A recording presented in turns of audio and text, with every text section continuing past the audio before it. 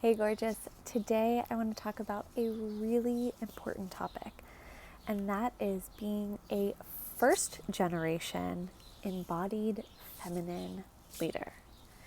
So, this actually came up while I was talking to a client yesterday, and quite honestly, it's something that I've struggled with. It's something that all of the women that I talk to struggle with. And it's this sense of feeling a little crazy at times. You have huge dreams. You know that you are meant to make a massive impact here in the world. And you're drawn to the feminine, right? The feminine way of being, sensuality, awakened sexual power.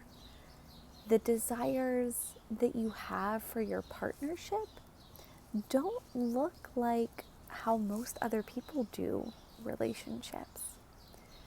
And the truth is, it can leave us feeling a little bit crazy.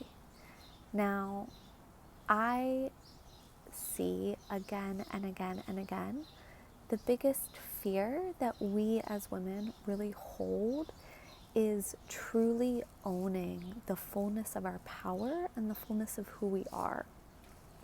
And we have this really deeply conditioned fear that if we own the fullness of who we are and fully own our power, we won't be loved and we won't be safe anymore in the world. So for a lot of women that I work with and a lot of women in my programs, because you know that you're meant to have a huge impact in the world, it can feel really challenging to break out of the mold of your family or how you grew up and create success either that people around you don't have or create it in a way that they've never done.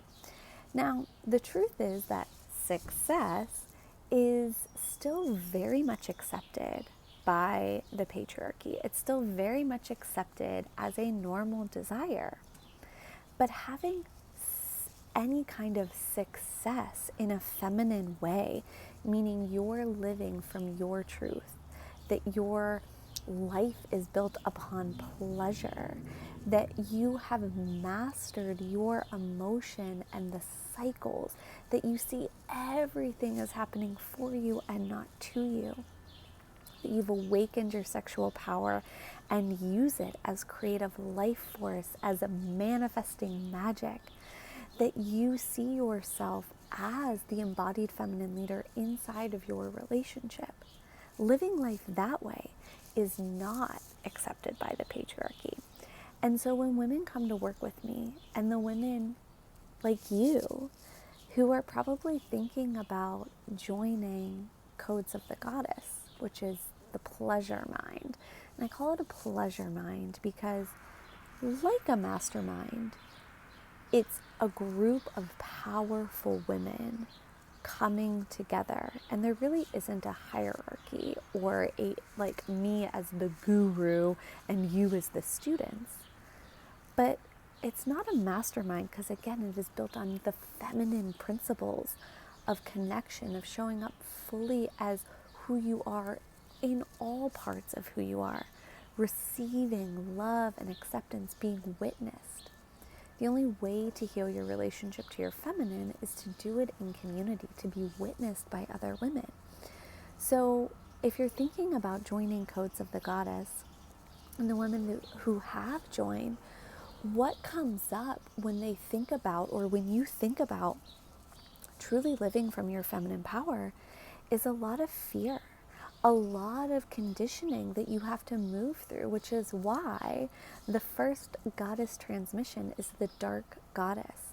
Learning how to get down with the darkness, how to let parts of your identity that aren't truly you, release them, let them die off so that you can truly be the embodied feminine leader that you're meant to be. You know, the Dalai Lama says the world will be saved by the Western woman, and quite frankly, I don't agree. The average Western woman is way too burnt out, underfucked, and unhappy in her life to save the world. The world will be saved by the turned on woman, the woman who is so deeply connected to her feminine, the woman who lets life get better and better and better, the woman who leads from feminine principles of compassion, love, connection, sensuality, pleasure, beauty. These feminine principles that have been lost for thousands of years. In Codes of the Goddess, I lead you through 3 separate goddess activations merged with sacred sexuality and pussy practices to not only get it on a mental and energetic level, but to truly embody it. Then we have 3 pleasure mind calls for connection, celebration, support. And then this is the best part.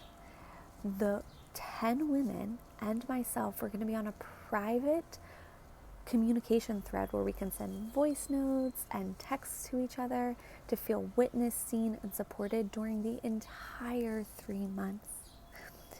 I am so excited for this container. It is different than anything else that I've done before. But quite frankly, after the last 15 months, the same doesn't cut it anymore. It doesn't cut it for you and it doesn't cut it for me. So I really invite you to join me and the other women in Codes of the Goddess, to be supported and surrounded by other women who are choosing to do life differently, who are choosing to live life based on feminine principles, who are choosing to truly be the most empowered and feminine version of themselves.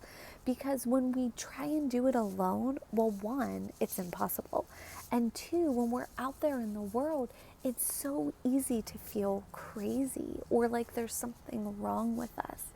I often say, I feel like I'm either the only sober person in a room of drunk people or the only drunk person in a room of sober people. And I know you understand what I mean. You can trust yourself. You can trust your desires. Everything that you desire is in fact meant for you. You just have to give yourself permission to truly be the leader that you're meant to be. I think one of the biggest things that embodied feminine leaders struggle with before they truly step into it, they truly claim it, is this desire and somewhat pain of wanting to be normal, wanting to fit in,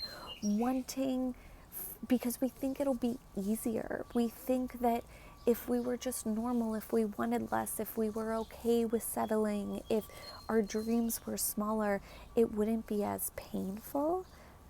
But that's not true at all. What's painful is trying to be normal.